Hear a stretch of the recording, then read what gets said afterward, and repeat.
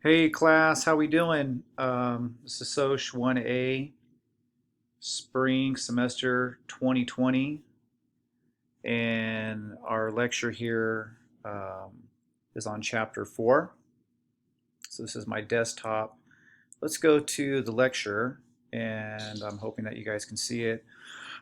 So again, our lecture is on chapter 4, which is dealing with social interaction in everyday life. And you can imagine right now, because of the coronavirus and social distancing, that this area of sociology is probably going to explode in the next 6 months to a year, just because of the changes that we're seeing through our social interaction. And you guys are watching this lecture um, on your computer, and we're doing lectures now through Zoom or having our class meetings through Zoom. So life is changing, our interaction is changing dramatically. So we're going to talk a little bit about this today. Um, let's see here, let's move on. So again, the purpose of this chapter is to uh, get a more in-depth understanding of social interactionism, which is also referred to as symbolic interactionism. We've talked a little bit about symbolic interaction, um, and we've discussed some theories already, but we're going to talk about them a bit more. So, you guys have probably heard of this story, and I know you've probably listened to um, a few discussions in regards to catfishing. Apparently, there's a show on it. But this is Manti Te'o. He was, or Manti Te'o, I think that's his name. He was catfished back in 2012, and I guess he had a relationship online. He was a star player at the University of Notre Dame, and he was slated to be, I think, like a top 10 draft pick, but because he got catfished and because it came out in the public, he ended up not going until, I think, late first round or second round. I can't remember. I think he's still playing in the league. He ended up not being a great player. He ended up being just an okay player. Um, Nevertheless, this is something that's new now. People are making fake profiles online, using Facebook to make fake profiles, and you have people developing relationships online. This is all very, very new. It started out with basic email. you know, um, well, it started off with just with the internet, basic email, then instant messaging, then texting. I remember back when I had a flip phone, um, or I had a Nokia. I didn't. I think that was the first cell phone I had. It was a Nokia. I got it from my work at West Hills College. It wasn't even my phone, and I remember the way that you would text. It would take such a long time because you'd have to hit each, button, sometimes two, three times just to get to the letter. Anyway, it was just a pain. And now, they have texting contests, and some people can text extremely fast. I've seen some of you guys text, and you guys are bam, message sent. Um, and so we went from that to now we have Skype, we have YouTube, and all these different platforms. And then we have social media, everything from Facebook to Snapchat to Instagram to Twitter. Um, and of course, don't forget to follow me on Instagram. That's my Instagram. And some of you have helped me kind of get up to speed. I don't do a lot of social media just because it's not my thing, but I have a business, and my students have over the last couple of semesters have helped me out just understanding how these platforms work. I'm getting a little better at it. But when I grew up, I didn't have any of this. I mean, we didn't have the internet growing up, and we didn't have computers. At least I didn't have a computer in my household. And when I was in high school, I think they had a few computers, and I never was able to get my hands on a computer. But um, now this is just ubiquitous, and everybody does this. So, big question number one: what is social interaction? Why should we study it? again, we're going to understand a little bit more about what we call microsociology and how it is a little different than the earlier sociological work. We'll see why the study of social interaction is of major importance in sociology. Again, obviously, social interaction is super important. Understanding it is incredibly important.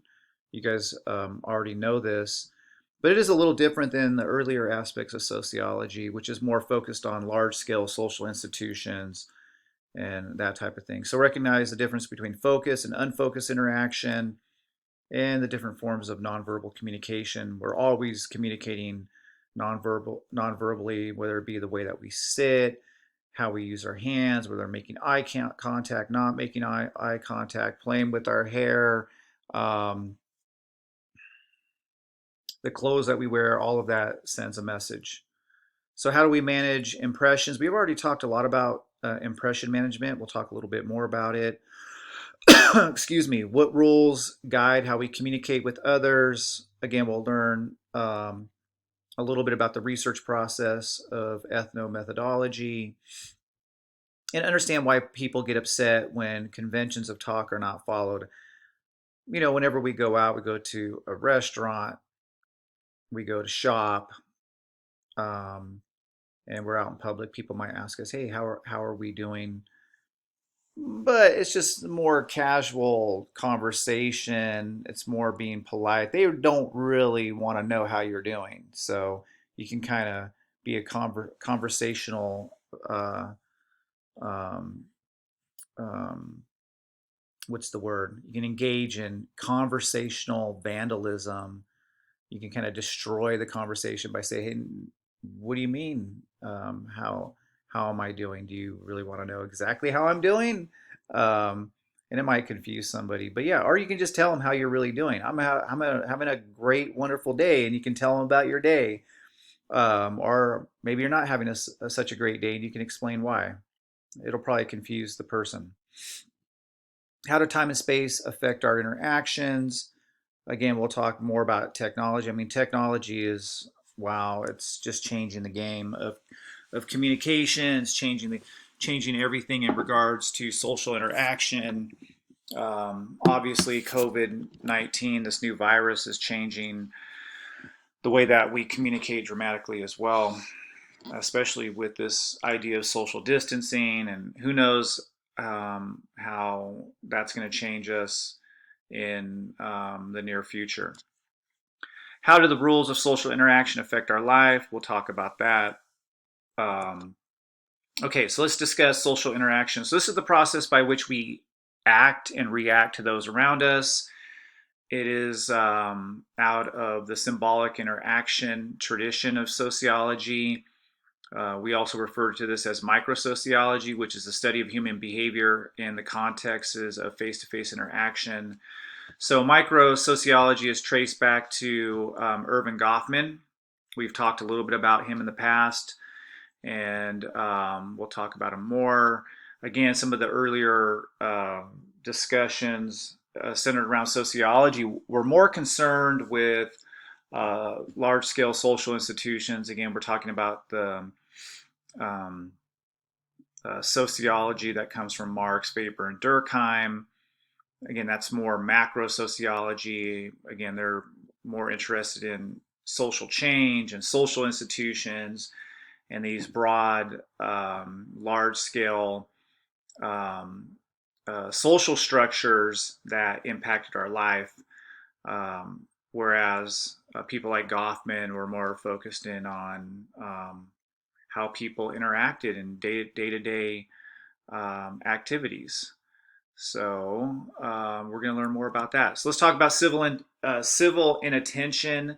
Um, Civil inattention is kind of interesting, and we engage in this quite a bit. So when you walk into an elevator and somebody else walks in, I mean, you know that they're there.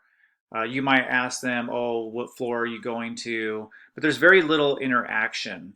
In some cases, there isn't any interaction whatsoever. But at the same time, you kind of know the person's there, and you acknowledge that the person's there, and the person acknowledges that you're there as well. But there's no eye contact. There's no rule that you have to say hello. The rule is too. It's kind of like you're quiet. You're not really supposed to interact with the person. That's civil inattention. Um, and Goffman, he believed that these really small activities and gestures have a lot of social significance. You can see the picture there. It's a photo showing commuters on a train engaging in civil inattention. Um, I did this quite a bit when I was in New York, and I rode on the subway. Most people don't talk to each other on the subway. You know, everybody's there, but there isn't a lot of communication going on. People are engaging in civil inattention. So this is the process whereby individuals in the same physical setting demonstrate to each other that they are aware of others' presence, but they're not necessarily interacting with one another. And it's not the same. It's not the same as ignoring another. You're not ignoring somebody. You're acknowledging that person's there, but the rules of communication are different. Um, you walk into a meeting where people are sitting down at a round table where the point of the meeting is for people to discuss a topic or an issue or to solve a problem. And somebody asks you a question, to ignore them. That's not civil inattention. That's just ignoring the person. Civil inattention is again, walking into a room um, where there's a bunch of other people, but there isn't a rule that you're supposed to talk to that person. An example of that would be the classroom setting. So when I'm setting up before class, sometimes I get there a little early and other students get there early. And every now and again, I might nod to the person. I might say hello, but the rule is that I don't have to say hello. I don't have to say good morning. I can if I want to, or I can engage in civil inattention. It's like I know you're there. I know you're coming in. You're getting ready for class. I'm getting ready for class, and so on and so forth. Um, so let's see here. Goffman indicated at least three reasons why studying trivial aspects of social life matter. Number one, and this is very true, interactions can tell us a lot about our larger society. And so, if you think about American society, the way that people communicate maybe in the country might be a little different than the way people communicate in the city.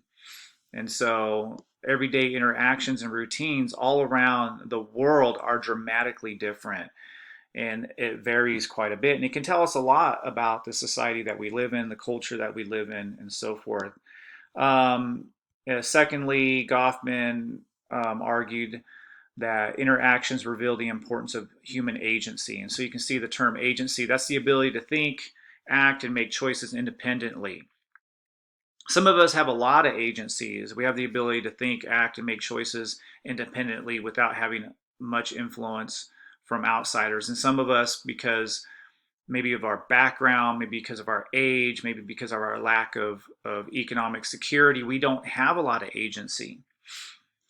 So he argued that social interaction tells us a lot about whether or not people have agency or they don't have agency. Um, so it says looking at interactions also shows us the ability we have to make choices, to affect change, to act according to our own interests or values. And this is what agency really is all about. Um, and again, some of us have a lot of it. If you're the president of the United States, well, you have a lot of agency. If you are somebody who lives in a poor community, maybe you're reliant on somebody else's income, you may have very little agency. And finally, the third reason is that examining the social world at this level tells us a lot about the structure of particular social worlds. And again, this goes back to what I've been talking about. It just says a lot about our environments. So, and there's all kinds of relevant questions that include who has power. If you have more power, you have more agency. Um, uh, then you may have more control over your environments, and you may have a lot of control over the social interaction that's taking place. And I'll give you an example. Like you go into a meeting with your boss, the boss has maybe a little more agency than you do. The boss has more control over the meeting. The boss gets to set the agenda. Now, you may have some agency. You get to, maybe raise your hand. You get to have some input, but certainly the boss has more power. So, what do systems of inequality look like? Again, you could look at, the differences between, wealthy communities and how wealthy people interact and compare that to, say, poor communities. Is the society being examined more traditional or more modern? Again, you could look at the differences between, say, traditional cultures and those interactions and, say, more modern settings. Structure, this is the recurrent patterned arrangements and hierarchies that influence or limit the choices and opportunities available to us. So basically, that's what sociology is about for the most part, is the study of structure, the study of all these different social structures around us, whether it be the social institutions that we live in, family life, work life, um, and kind of where we're at in the social hierarchy. Do you run your own business? If you run your own business, probably have more say, or maybe you're employed by somebody and you're easily replaceable, and so the way that you interact, the way that you do things at work might be a little different than if you were the boss. Focus and unfocused interaction.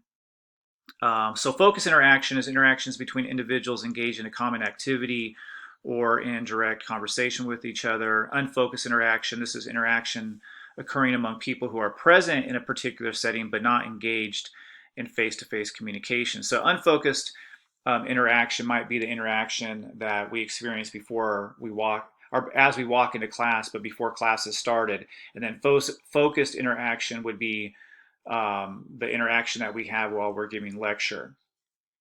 So again, focus interactions, those are encounters where we directly engage somebody. You're directly having a conversation with someone.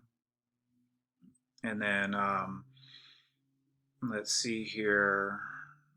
Um, Again, saying good morning to a friend in the hall, that's focus interaction. Unfocused interactions is where we're present with other people around us, but we don't always communicate. Maybe the break room. We walk into a break room at work. You might talk to the people in the break room. You may not. You might just go grab your coffee and do your thing, and maybe check your mailbox, and maybe nod to somebody, but you're not really interacting.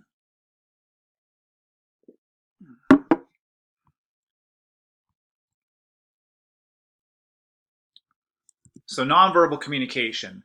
This is communication between individuals based on facial expression, body gestures, rather than on verbal language. So um, facial features, your body gestures, emotion, all of that. So again, nonverbal communication includes any exchange of information without speaking. It's the communication between individuals based on, again, on facial expressions. I don't know why I'm saying facial features, facial expressions, and body gestures rather than on language.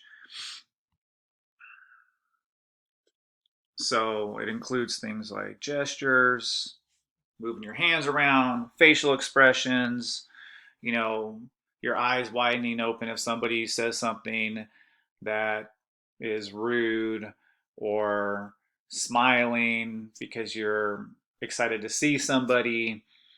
Um, yeah, so in your textbook, there's some research by Paul Ekman and a bunch of other researchers that suggest that many facial expressions like smiles, frowns, and others might be universal and even biological, which I think is really interesting. The same is not the case for other kinds of gestures, so we must be much more careful in our interpretation. So yeah, if somebody's smiling, um, again, smiles are universal. That's what the research says. Frowns and some other expressions are universal, but we have to be very careful. Like eye contact. If you're having a conversation with somebody and you're making eye contact, that's very very natural in some cultural settings. But maybe eye contact, depending on the context of the social interaction, may not be appropriate depending on the culture. holding hands, not holding hands. There's all different types of communication that doesn't fit across cultures. So we have to be mindful of that.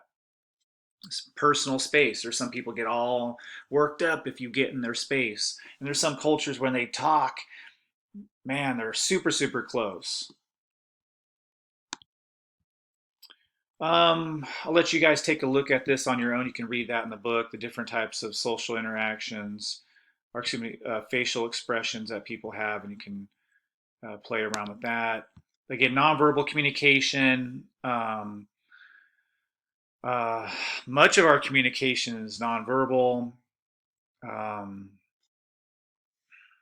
and of course, nonverbal communication in the digital age is kind of crazy. I don't know if you've ever read an email and you misinterpreted the email, um, and maybe you think the person's upset with you, or you think the person's being short with you. Maybe they're not.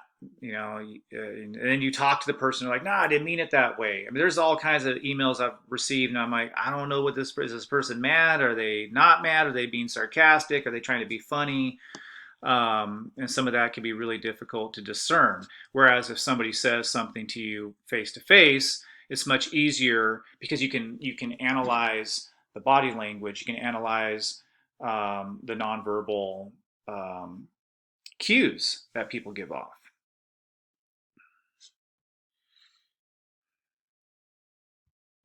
So it says right here, for example, with email, you can directly contact someone who lives far away or who might not take your calls, thereby converting the established boundaries. And there's all kinds of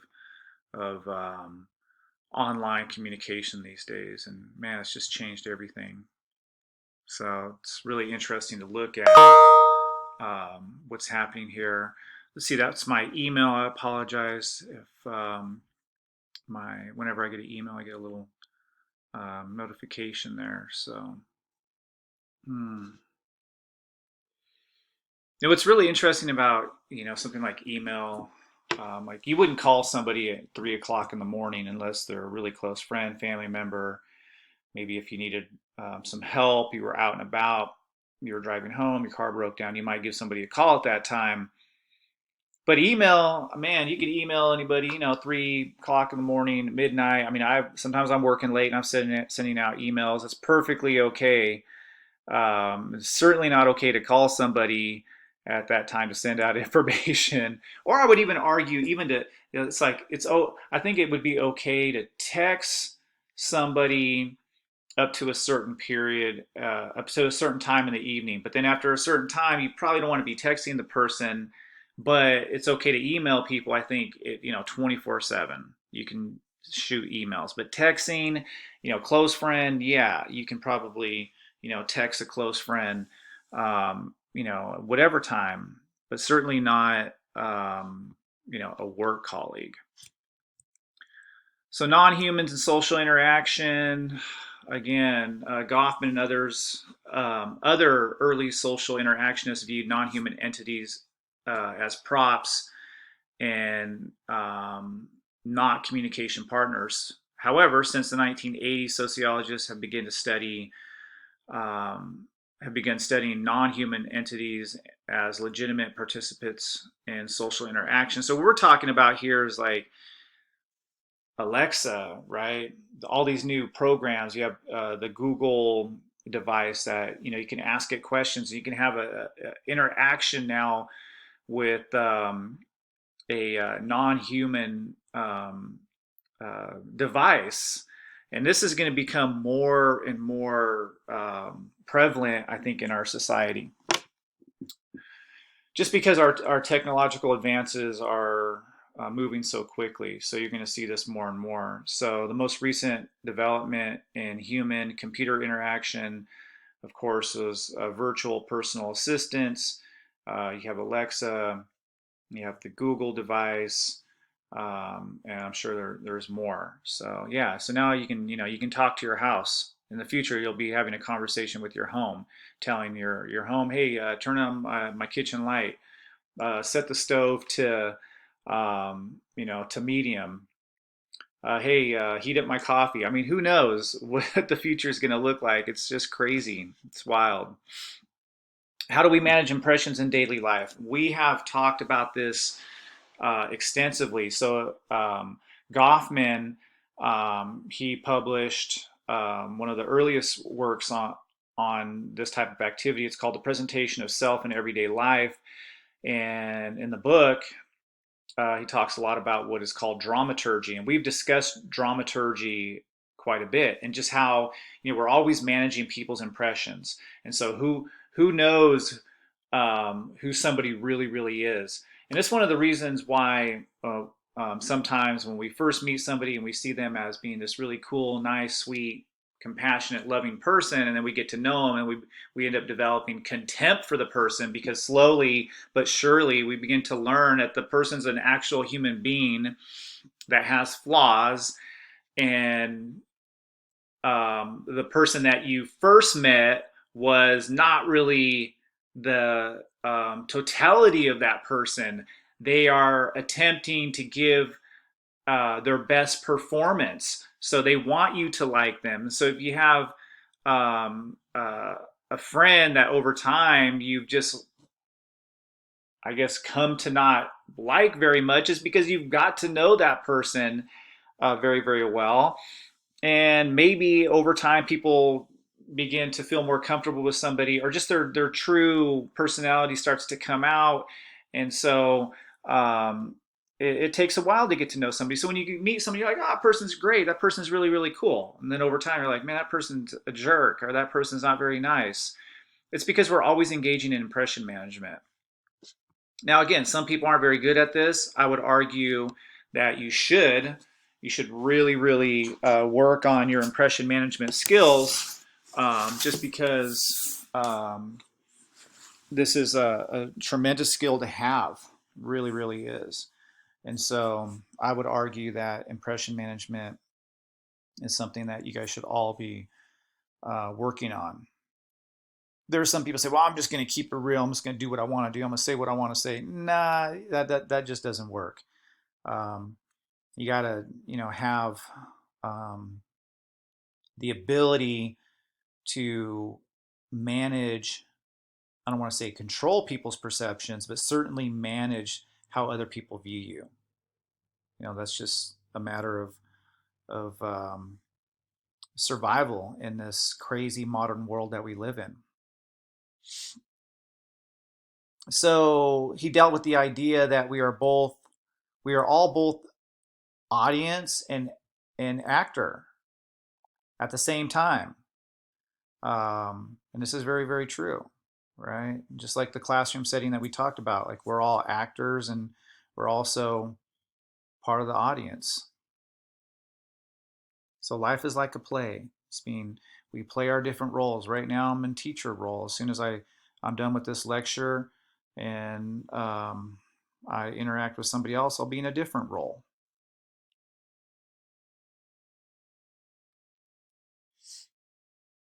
And so you see the picture right here.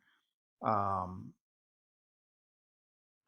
go to a coffee shop, you get to know your barista, come to like your barista. But do you really know your barista? No, your barista's trained to be polite. Your barista's trained to be kind to you.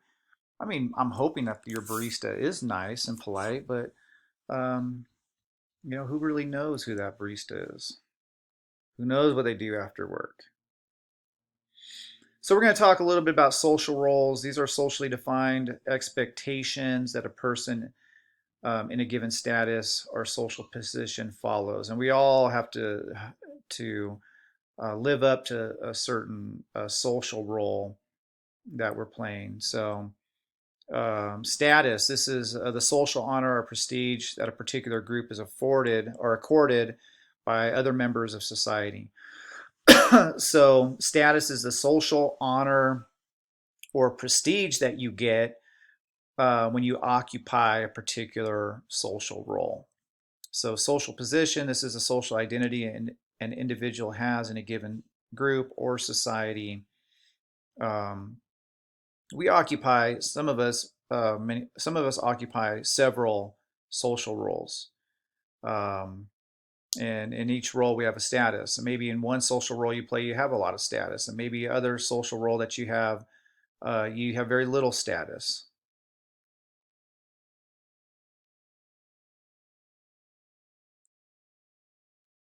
Front to back regions. Goffman describes social life as divided into front regions and back regions. The regions are social occasions in which individuals act out formal roles, just like on-stage performances. That going to class and giving a lecture. That's the front region. The back regions are behind the scenes spaces where people can relax and maybe vent their feelings a bit. So yeah, the back region might be, I guess maybe when I'm done with class, I go to my office and I have a conversation with myself and I'm like, man, I really gave a lousy lecture today, or I didn't like how I delivered this content, or, this student really made me upset. In the front region, if a student makes me upset in class because of their behavior, I can't just say whatever I want to say, but in the back region, maybe I can, think my own thoughts, or I can have a conversation with a friend of mine, and say, oh, I had this situation happen and I didn't like it. I don't like this student, so on and so on. So back regions are, your home. You go to work, hey, you got to be careful in what you say. You can't just say what you want to say. You can't just do what you want to do. Come home, you can relax a little bit. Impression management, preparing for the presentation of one's social role. And again, we have several social roles that we play, and each social role requires us to, you know, in some cases, put on a costume, and to behave a certain way.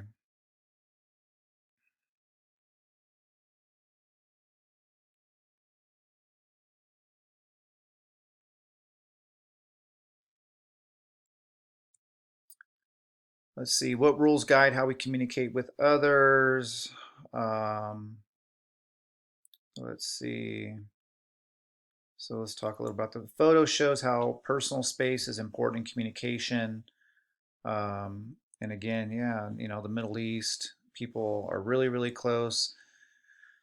In some cultures, man, you're supposed to not be so close to one another. So it should be some distance. You guys can read through these slides here. Um, I think this is a little bit about the context of social interaction, communication. Let's move on to this next slide, which is on ethnomethodology. This is the study of how people make sense of what others say and do in the course of day-to-day social interaction. So this is a really interesting aspect of sociology. And I'll be honest with you, I'm more of I think I've mentioned this before, of a Marxist conflict theorist, macro sociologists. I really love Durkheim, Weber as well. Really well versed in macro sociology. Symbolic interactionism, I think it's just amazing and interesting, and I love the research that comes out of it. But it's really not the area that I studied in graduate school. I mean, I studied it obviously somewhat. We all do, but that wasn't really my main area of study. But yeah, ethnomethodology is really, really fascinating. And again, Garfinkel, he argued that it was really, really important to um, understand just how people make sense out of the encounters that they have. And so he wanted us to understand the ways in which people use context, shared understandings, to better understand social interaction. So essentially, he was extending Goffman's insistence on studying everyday interaction. Garfinkel introduced the study of how we make sense of interactions, and he called this ethnomethodology. So ethno means folk or lay. So ethnomethodology means the understanding of how everyday people make sense of interactions. Again, ethnomethodology is a systematic way of investigating these issues. And you guys can, again, read through this slide here on your own. Let's talk a little bit about, it's going to be the last slide for this lecture. And then I'll finish up the lecture and it'll be a completely different video. So interactional vandalism, this is the deliberate subversion of the tactic uh, uh, rules of conversation.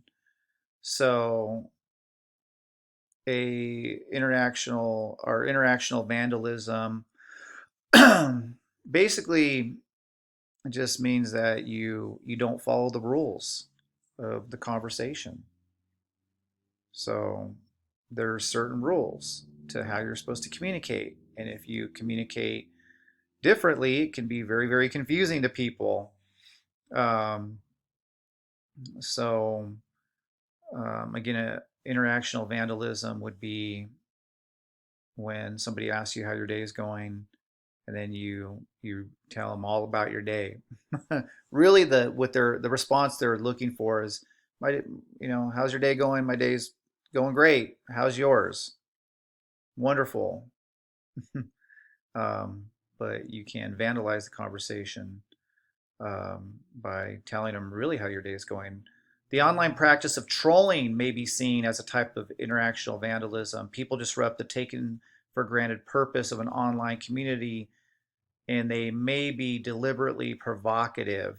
Yeah, you trolls out there suck. There's all kinds of internet gangsters who do not follow the rules of conversation. Response cries. These are seemingly involuntary exclamations individuals make when, for example, being taken by surprise, dropping something inadvertently, or expressing pleasure. Trying to give you a good example of a response cry. Mm,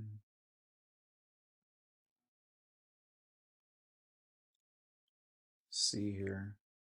So you say you tell a story and I'm shocked by it. I might go or ah. That could be a response cry. So it's not a word. Um, ooh, that could be a response cry. Anyway, I'm probably sounding like a fool right now, so I'll stop. I'll stop with my response cries. Personal space, the physical space individuals maintain between themselves and others. Um, and depending on the culture, um, some people like a lot of personal space, some people don't. Um, so if you get into somebody's space, personal space, that little bubble that they have, you cross that boundary, who knows how people might react.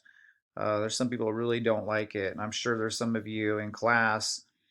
Um, if I, were to start lecturing from behind my desk and move to the front row, and I've noticed as I get closer to students, I feel the uncomfortable reaction that some of you give. Some of you don't have a problem with it. Some of you may kind of squirm in your seat a bit. And of course, eye contact. Let's see. Studies show that we tend to rate a person who makes eye contact as more likable, pleasant, intelligent, credible, and dominant than a person exhibiting less or no eye contact. So remember that. So maintain good eye contact. Blink though. If you don't blink, I don't know. That's a little strange. I don't like it when people don't blink. So make sure to blink your eyes. All right. But maintain eye contact. You come across as being likable and pleasant, intelligent, credible. I mean, these are all things that are seen as positives, right? So anyway, so I'm going to end the lecture right here, and then the next lecture, when we start up, we'll start right here: theories of organization, bureaucracy and democracy, oligarchy, the iron law of oligarchy, gender and organization. We'll talk about time, space, regionalization, clock time, and the compulsion of proximity. So I'm going to end our lecture here.